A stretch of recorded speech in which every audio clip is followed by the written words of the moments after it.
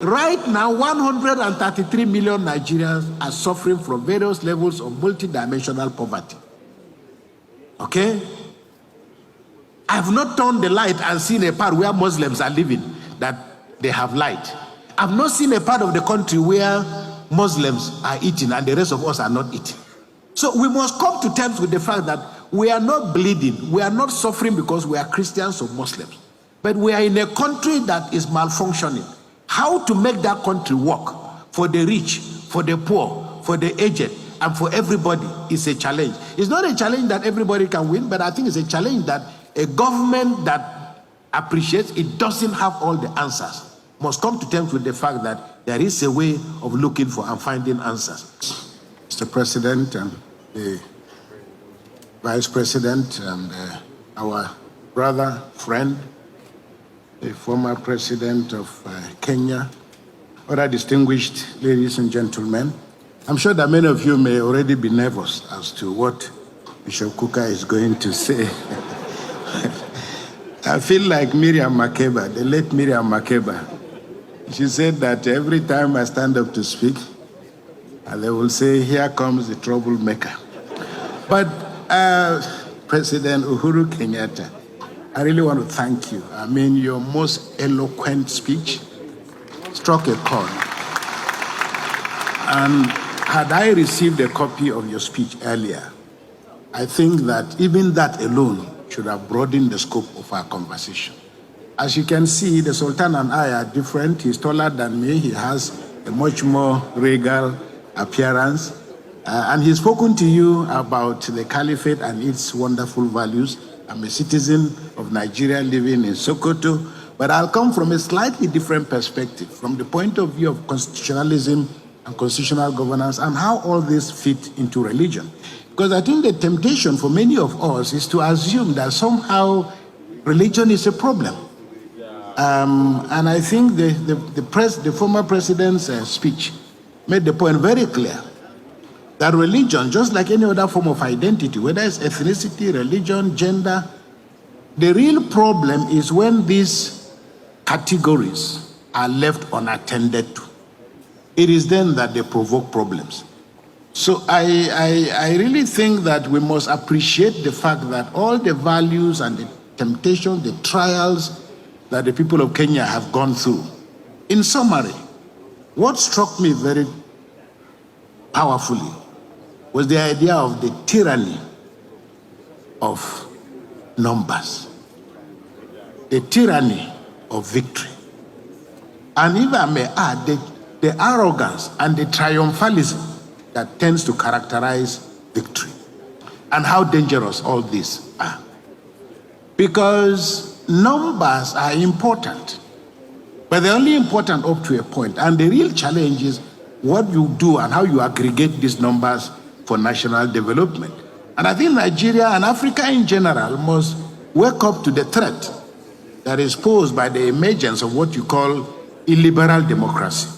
20 years ago, this word was not talked about, but now it is in the vocabulary of political science, that there is a resurgence of democracies that look like democracies but don't work like democracies.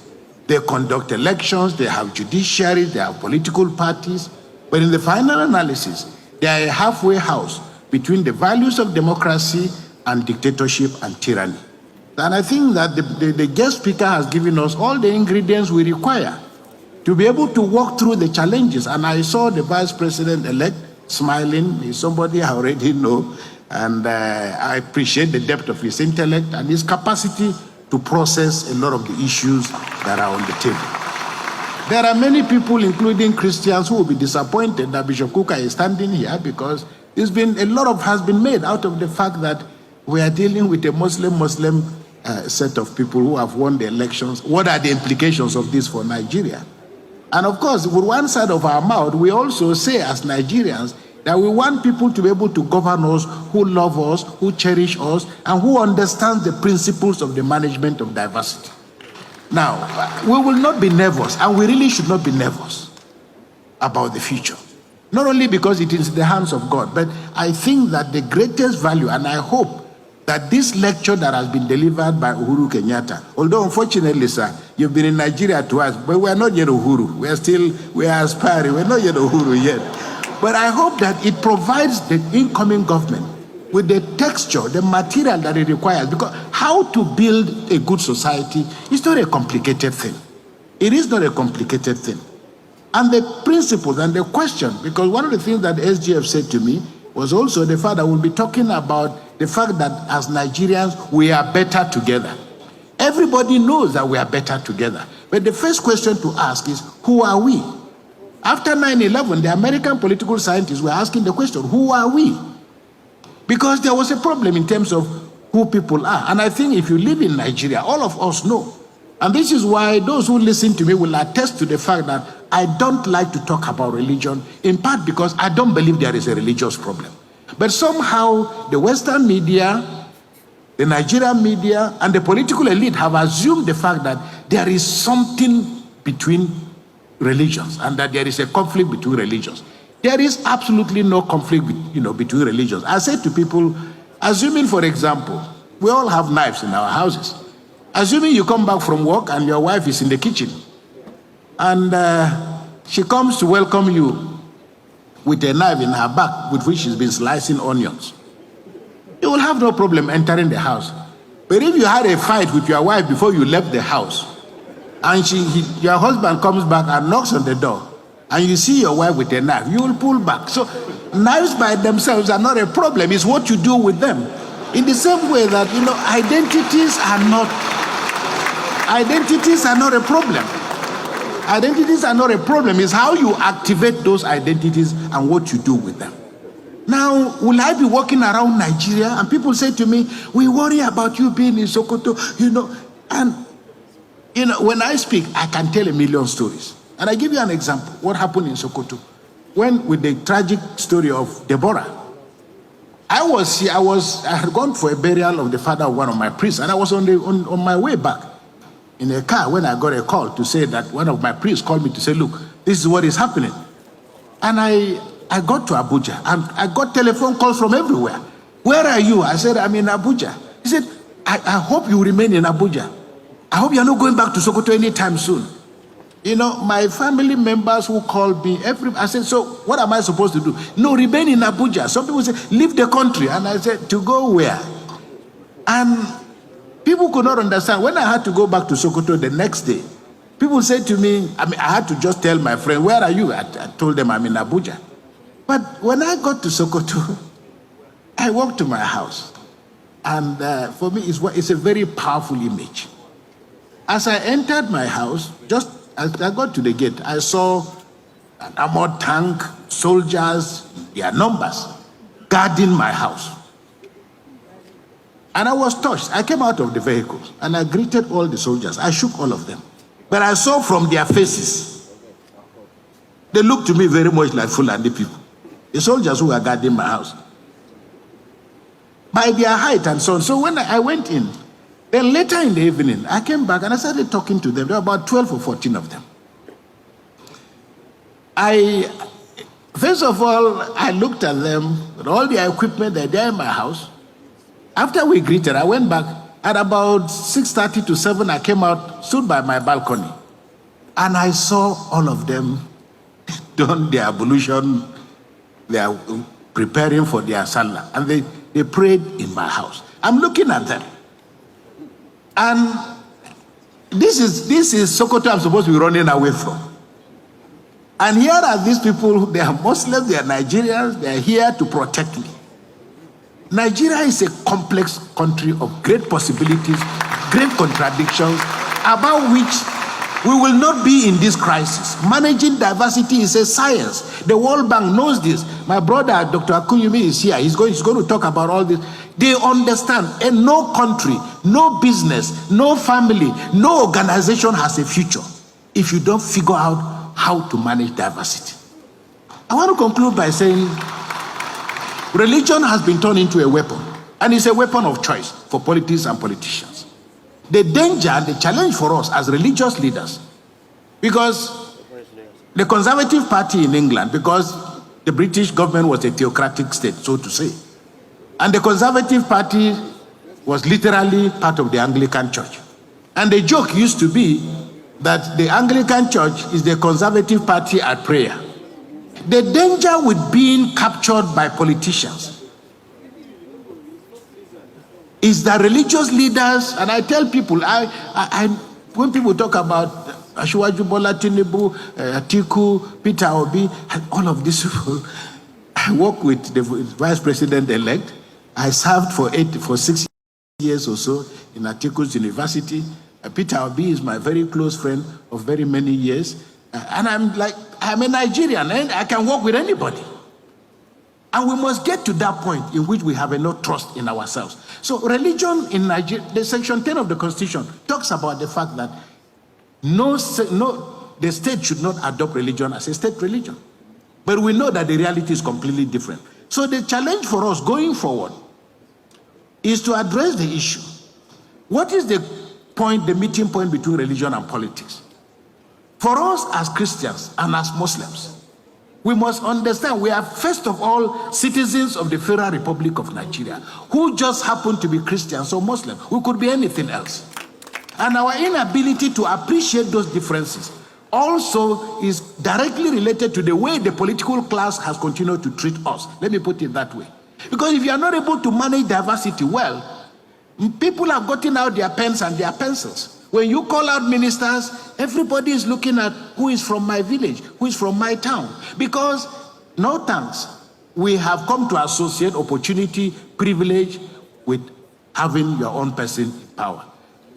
It's not the way to go, but the reality has led us otherwise.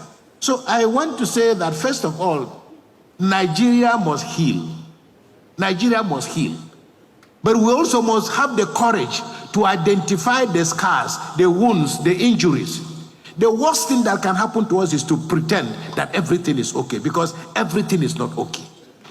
We have so many of our citizens who have lost their lives. We have so many of our citizens who are still in captivity. Managing diversity and managing differences is not about religious leaders talking together. It is about whether the state can create the kind of infrastructure, the guardrails, that can help Nigerians move as citizens of their country. But right now, there is how people feel because they are Christians or Muslims. There is how people feel because they are women. The levels and categories of exclusion are so tremendous and so immense. So I hope that going forward, the things that the guest speaker has spoken about most eloquently, that is, how do you manage victory? How do you manage victory? How do you mutate from being a politician who was contesting election to being a politician who has won elections? Very often, and what is clear to us in Africa, why religion, why ethnicity, why all these things continue to injure our countries, is largely because we have not come to terms with the fact that power is just about, as somebody said, our turn to eat. Michaela Wrong's book, I know Michaela pretty well. She autographed a copy of her book. But her arguments were most eloquent, because her arguments were largely, if the Kalenjin did very well under Arab Moi, and if your dad and Mwai Kibaki and other people who are, if they've done well, it was almost natural that the man contesting for election against you would say, it is our own turn to eat. And we can see what power has been. Therefore, it is our turn to continue with the things that other people have done, privilege their community, we cannot grow a country like this. We will remain volatile. And as you see on a racetrack, everybody stands or kneels differently. There is no advantage. The locations may be different. But when the gun is fired, the man who is right closer to the inner part of the ring is a little bit away. We don't expect that all of us will finish, but let us create an environment in which all of us can compete, and we will win according to our energy and our speed. I used to have a parishioner, and she came to me and she was complaining. You know, when the WAEC, that is the local school examination, when they are over, most people will come to you and they say, my son passed WAEC. But if they don't pass, they say, WAEC failed my son. So the challenge for us in Nigeria is to create a condition, a situation in which all of us can compete. We will never win the same prize. But let there be, as His Eminence the Sultan said, let loss of elections not be a punitive, because the problem with Africa, when you lose the elections, you don't get a chance to get back in. When you lose the elections, you can tell, you can lose your life, but it also means that there will be no road to your village, that there will be no water, and African politics must remain and will remain violent unless and until we find an equilibrium in which, one, we are citizens of a country. My constitution allows me the right to stop being a Catholic or to stop being a Christian today. His Eminence always jokes with me. He says to me, they sent you to Sokoto so that we can convert you and make you a Muslim. And the constitution allows that. But I also let him know that I'm looking forward to the day that I will also either baptize him. But we can talk about that. But the challenge for those, and I want to end by saying, I would like to just end by saying, and I make the point very clearly, it is in the struggle with the problems of Nigeria, I remain exceptionally optimistic. I travel the world. People say to me afterwards, where do you find this courage to say that Nigeria is working? When you say, okay, it may not be working, but this is one of the most beautiful countries in the world. And I'm not being flippant. When I went to the United States of America to study, I preached in a church. The parish priest called me and said, listen, you speak with such eloquence. I'd like you, we'll get you a green card. You can settle here in America. And I looked at him. I said, this God is a wonderful God. You are giving me a green card. My passport is actually a green passport. So what am I doing with a green card? So the young Nigerians who are living in our country, I always say to them, no, I'm not worried. Really, I'm not worried. Let them go. It's for the good of the country. The challenge for us as Africans is to think the way the Asians have thought. That is, you go to Europe, you go to America with a purpose. But that purpose means coming back to develop your country. But it also means that that country must create an environment in which you can feel confident to come and present the gift that God has given you. I have two young men. They're in America. They just finished from a prestigious university. I said, when are you coming home? They said, Bishop, coming home to do what? I said, no, coming home to... He said, we don't have an uncle who is a senator. We don't have anybody in government. What are we coming to Nigeria to do? So, Mr. Vice President-elect, the challenge for you is to make this country believable, livable, credible, so that all of us together can stand in one tent and build a great nation. Once again, Secretary to Government, I want to thank you and thank the organizers for inviting me. God bless you and God bless our country.